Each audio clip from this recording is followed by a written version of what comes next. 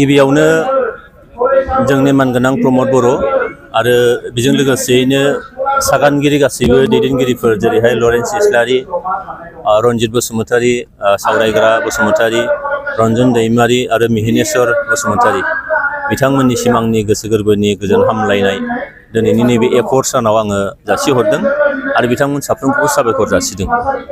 BTR सुक्तिनि गेजेरजों मोनसे गुबै आरो रायखांनांगौ आरो मेगनाव नुसारनाय मोनसे थासारिया जाहैबाय गोजोन फैनाय।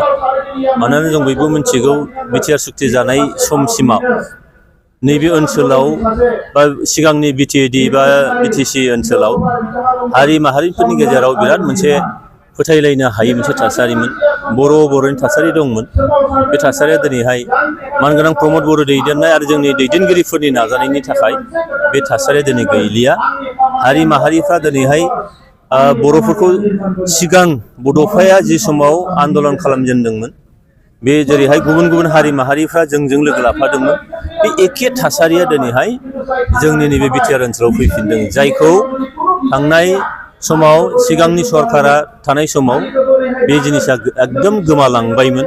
जोंखौ रावबो फोथायलामोन बर'फोरखौ। दिनै बे जिनिसा फैफिनदों। दा बेखायनो बे बिराद गिदिर मोनसे एचिभमेन्ट। बेजों लोगोसेनो माखासे दफाफोर जेरै बर' रावा आसामनि लोगो सरकारि राव जानाय, सिमा बारायनायनि बाथ्रा, सेपारेट डाइरेक्टरेट बर' मिडियामनि थाखाय खालामनायनि बाथ्रा आरो बेजों एनडिएबिफोरनि जों एक्सग्रेसिया होनायनि बाथ्रा, जोंनि मुंख्लंफोरनो राङारि अनसुंथाइ होनायनि बाथ्रा न'खरनो बे गासिबो खामानिफ्रा दिनै थांगासिनो दङ।